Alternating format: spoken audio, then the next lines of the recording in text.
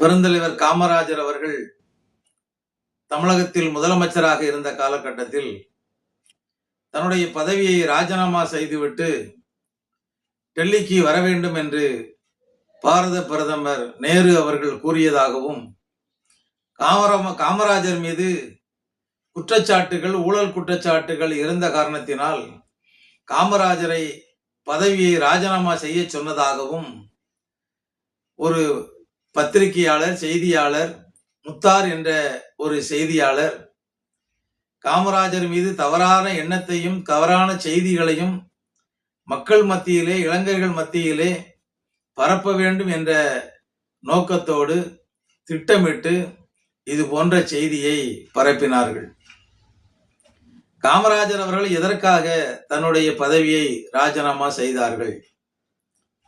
1962 ஆண்டில் நம்முடைய நாட்டில் சில பகுதிகளில் ஒரு இடைத்தேர்தல் நடந்தது பாராளுமன்றத்திற்கு. அந்த இடைத்தேர்தலில் மூன்று முக்கிய நபர்கள் வெற்றி பெற்றார்கள் 3 மாநிலங்களில். ஒன்று கிருபாலினி அவர்கள், ராம் மனோகர் லோகியா அவர்கள், MR மாசாணி அவர்கள். இவர்கள் 3 பேருமே அந்த காலத்தில் காங்கிரஸ் கட்சிக்கு எதிராக தன்னுடைய கருத்துக்களை பரப்பினார்கள். காங்கிரஸ் கட்சிக்கு எதிராக எதிர்கட்சி வரிசையிலே இருந்தார்கள். இவர்கள் அந்த காலகட்டத்தில் காங்கிரஸை எதிர்த்து போட்டியிட்டு மிகப்பெரிய வெற்றி பெற்றார்கள். இந்த 3 நபர்களுடைய வெற்றி அன்றைக்கு நாடெங்கும் பரபரப்பாக பேசப்பட்டது. காங்கிரஸ் கட்சி ஒரு மிகப்பெரிய ஒரு சரிவை சந்திக்கக்கூடிய ஒரு சூழ்நிலை அன்றைக்கு ஏற்பட்டது. 1962 இந்த 3 நபர்களும் பாராளுமன்றத்திற்கு செல்லுகின்றார்கள். பாராளுமன்றத்திலே நேரு மீது பயங்கரமான குற்றச்சாட்டுகளை முன்வைக்கிறார்கள். நேரு பதவி விலக வேண்டும் என்று சொல்லுகிறார்கள். அவர்கள் மீது நம்பிக்கையில்லா தீர்மானம் கொண்டு வர வேண்டும் என்று சொல்லுகிறார்கள். நம்பிக்கையில்லா தீர்மானம் கொண்டு வர வேண்டும் என்று கோரிக்கையை முன்வைத்து நம்பிக்கையில்லா தீர்மானம் பாராளுமன்றத்திலே கொண்டு வரப்படுகிறது. நேரு அவர்கள் 16 ஆண்டு கால ஆட்சி காலத்தில் இப்படிப்பட்ட ஒரு நெருக்கடியான ஒரு சூழ்நிலையை நேரு ஒருபோதும் சந்தித்ததில்லை. நேரு அவர்கள் தன் மீது இப்படிப்பட்ட ஒரு குற்றச்சாட்டுகளை சுமர்த்தி பாராளுமன்றத்திலே தன்னுடைய அரசுக்கு எதிராக நம்பிக்கையில்லா தீர்மானத்தை கொண்டு வர சொல்லுகிறார்கள் என்று சொல்லி மனம் வேதனைப்படுகின்றார். ஆனால் இந்த மூவரும் சேர்ந்து இவருடைய கோரிக்கையை ஏற்று அன்றைக்கு இருந்த அரசு பாராளுமன்றத்தில் நம்பிக்கையில்லா தீர்மானத்தை கொண்டு வந்து அந்த தீர்மானம் தோல்வி அடைகிறது. இது நிமித்தமாக நேரு அவர்கள் மனது மிகவும் பாதிக்கப்பட்டு உடல்நிலை பாதிக்கப்படுகிறது. இப்படிப்பட்ட ஒரு சூழ்நிலை இருந்தபோது நமக்கு மிகவும் நட்பு நாடாக இருந்த சீனா நம் மீது போர் தொடுக்கிறது. இதை கண்டு நேரு மேலும் பதற்றத்திற்கு ஆளாகின்றார். அவருடைய உடல்நிலை இன்னும் மோசமாகிறது. இப்படிப்பட்ட ஒரு சூழ்நிலையில் காமராஜர் நேருவை சந்தித்து பேசுகின்றார். நேருடைய சூழ்நிலையை அறிந்து நேரு உடல்நிலை பாதிக்கப்படுகின்றார். நேரு ஒருவேளை இறந்து விட்டால் என்ன செய்வது? இல்லை, உடல்நிலை சரியில்லாமல் அரசியல் பணிக்கு வராமல் ஓய்வெடுத்து விட்டால் என்ன செய்வது? இப்படியெல்லாம் காமராஜர் அவர்கள் யோசிக்கின்றார்கள். நேருவுக்கு பிறகு காங்கிரஸ் கட்சியில் ஒரு தலைவரை நியமித்து விட்டால் நேருவுக்கு கொஞ்சம் ஓய்வு கிடைக்கும். அப்ப இதை பத்தி நாம எப்படி வெளியே கொண்டு வருவது, என்ன செய்வது அப்படின்னு சொல்லி காமராஜர் அவர்கள் யோசிக்கின்றார்கள். 1963 ஆண்டில் திருப்பதியில காமராஜர் அவர்கள் ஒரு ரகசிய கூட்டத்தை ஏற்பாடு செய்கின்றார். நாட்டிற்கு இக்கட்டான ஒரு நிலைமை உருவாகிவிட்டது. நேருவுக்கு பின் ஒரு தலைவரை தேர்ந்தெடுக்க வேண்டிய பொறுப்பு நம்மிடத்தில் இருக்கிறது. என்ன செய்யலாம்? பாரத பிரதமராக இருக்கக்கூடிய நேரு இறந்து விட்டால் நாடு துண்டாகி விடுமோ? கட்சி பிளவுகள் ஏற்பட்டு விடுமோ? அந்நிய நாடு நம்ம மீது போர் தொடுக்கின்ற காரணத்தினால் நாம் போரில் தோற்று விடுவோமோ? நம் நாட்டை அண்டைய நாடு பிடித்துக் கொள்ளுமோ? இப்படியெல்லாம் ஒரு தர்ம சங்கடமான ஒரு நிலை அன்றைக்கு உருவானது. காமராஜர் அவர்கள் இதனால்தான் ஒரு ரகசியமாக ஒரு கூட்டத்தை இந்தியாவில் இருக்கின்ற சில முதலமைச்சர்களையும் சில முக்கிய நபர்களுமாக சேர்ந்து மொத்தத்துல 5 பேர் தான் பேசுறாங்க. ஒரு ரகசிய கூட்டம். இந்த கூட்டம் எங்க நடைபெறுகிறது என்றால், திருப்பதி மலை மீது ஏழுமலையான் கோவிலுக்கு அருகே ஒரு இடத்துல கூடுறாங்க.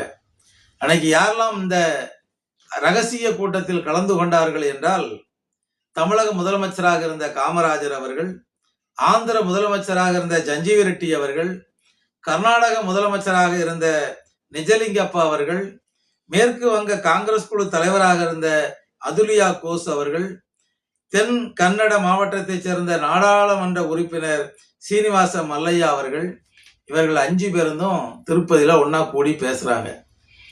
இவர்கள் திருப்பதிக்கு எப்படி வந்தார்கள் என்றும் யாருக்கும் தெரியாது, எப்படி சென்றார்கள் என்றும் யாருக்கும் தெரியாது. அந்த அளவிற்கு மிக மிக ரகசியமாக அந்த இடத்துல பேசுறாங்க.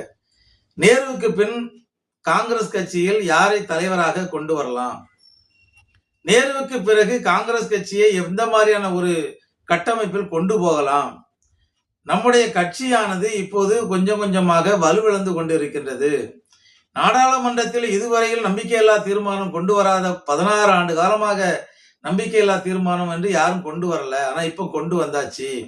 அப்போ நம்முடைய கட்சி பின்னோக்கி சென்று இருக்கின்றது, கட்சி வளர்ச்சி இல்லை, அப்ப இதுக்கெல்லாம் என்ன செய்யலாம் அப்படின்னு சொல்லி இந்த 5 நபர்களும் ரகசியமாக பேசுகின்றார்கள்.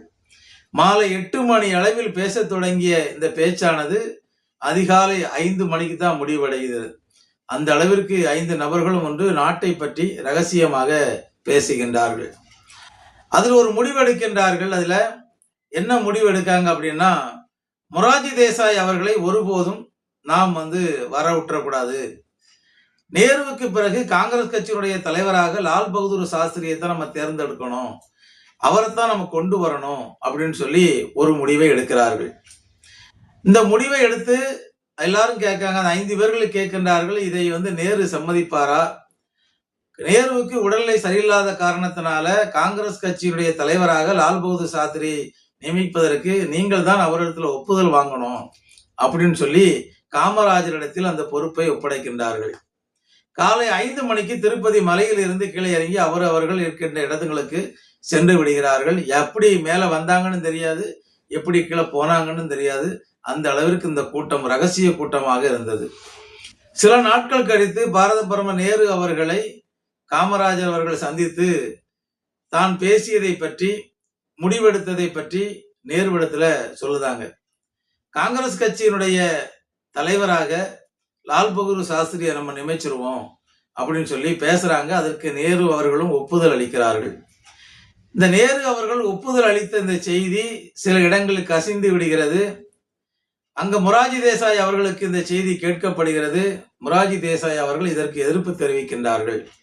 லால் பகதூர் சாஸ்திரி அவர்களை நீங்கள் காங்கிரஸ் கட்சியினுடைய தலைவராக நியமித்தால் போட்டியிடுவதற்கு நானும் அதற்கு போட்டியிடுவேன், அவரை தேர்ந்தெடுக்க விட மாட்டேன், நான் தான் வருவேன் அப்படின்னு சொல்லி அவர் மிகப்பெரிய அளவில் ஒரு பிரச்சனையை உருவாக்குறார். இந்த பிரச்சனையை அவர் உருவாக்குவதும் இந்த பிரச்சனை நாடெங்கும் பரவுகிறது. காங்கிரஸ் கட்சியை பற்றி பல்வேறு தரப்பினர் பல்வேறு விதமாக பேசுகின்றார்கள். அன்றைக்கு பாராளுமன்றத்தில் முதலாக ராம் மனோகர் லோகியா அவர்கள் தான் முதலாக ஒரு குரல் எழுப்புகின்றார்கள். அண்டை நாடுகள் நம் மீது படையெடுத்து வருகிறது, நாம் இனி அண்டை நாடுகளில் இருந்து நம்முடைய நாட்டை பாதுகாக்கப்பட வேண்டுமானால் அணு ஆயுதங்களை நாம் தயாரிக்க முன்வர வேண்டும், தயாரிக்க வேண்டும், அப்போதுதான் மற்ற நாடுகளுக்கு இணையாக நாமும் போரிட முடியும் அப்படின்னு சொல்லி அன்றைக்கு முதலில் அணு ஆயுதங்கள் தயாரிக்கப்பட வேண்டும் என்ற ஒரு கோரிக்கையை முன்வைத்தவர் ராம் மனோகர் லோகியா அவர்கள் தான். இப்படி நடந்து கொண்டிருக்கின்ற இந்த வேளையில் தான் நாடெங்கும் பரபரப்பாக பேசப்படுகிறது. நேருடைய ஆட்சியை பற்றி தவறாக பேசுகின்றார்கள். கட்சி மேலும் பின்னடைவை சந்திக்கின்ற ஒரு சூழ்நிலை உருவாகிறது.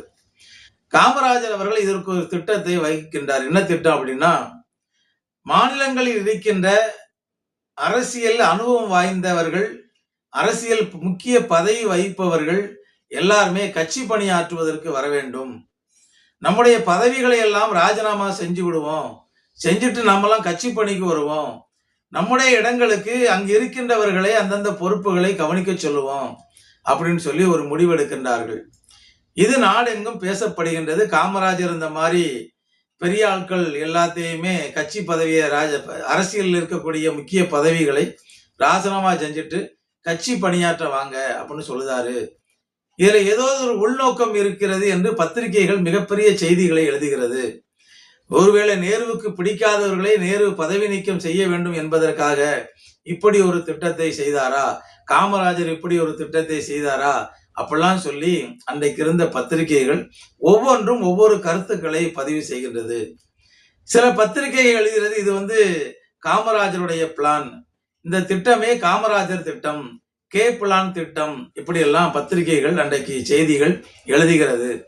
இந்த நேரத்தில் தன்னுடைய காங்கிரஸ் கட்சியை காப்பாற்றப்பட வேண்டுமானால், கட்சி மீண்டும் நாடெங்கும் இந்த கட்சியானது முன்னேற்றம் அடைய வேண்டுமானால் நாம் நிச்சயமாக இந்த கட்சி பதவியை நம்முடைய பதவிகளை எல்லாம் ராஜினாமா செய்துவிட்டு கட்சி பணிக்கு வந்தா தான் கட்சியை முன்னேற்ற முடியும்.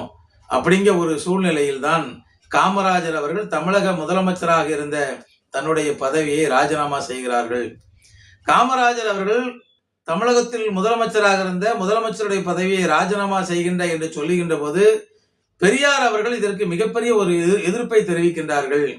இப்போதுதான் தமிழ்நாடு கொஞ்சம் கொஞ்சமாக முன்னேற்றம் அடைந்து வளர்ச்சி அடைந்து கொண்டிருக்கிறது.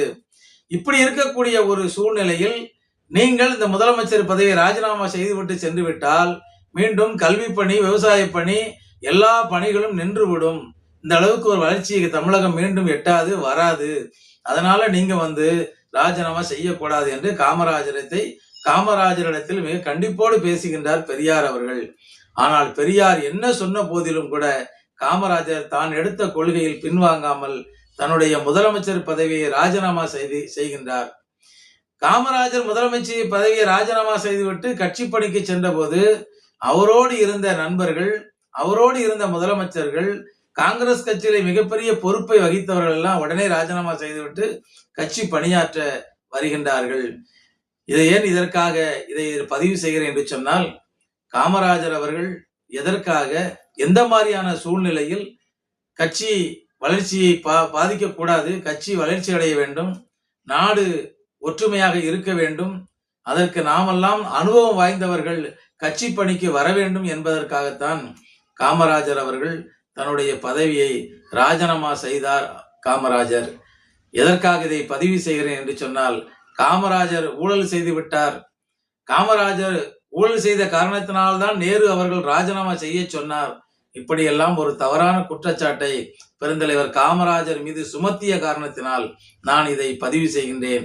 காமராஜர் தன்னுடைய பதவியை ராஜினாமா செய்தது கட்சியினுடைய வளர்ச்சிக்காகவும், அண்டை நாடுகள் நம் மீது போர் தொடுத்த அந்த போர்களை எல்லாம் எதிர்கொள்வதற்கான ஒரு திட்டத்தை வகுப்பதற்காகவும், நேரு அவர்களுக்கு உடல்நிலை சரியில்லாத ஒரு சூழ்நிலை இருந்த காரணத்தினால் நேருவுக்கு பிறகு ஒரு தலைவரை தேர்ந்தெடுக்க வேண்டும் என்பதற்காகவும் கூடி பேசுவதற்கு, காங்கிரஸ் கட்சியை வளர்ப்பதற்காகத்தான் பெருந்தலைவர் காமராஜர் அவர்கள் தன்னுடைய முதலமைச்சர் பதவியை ராஜினாமா செய்தார். நன்றி, வணக்கம்.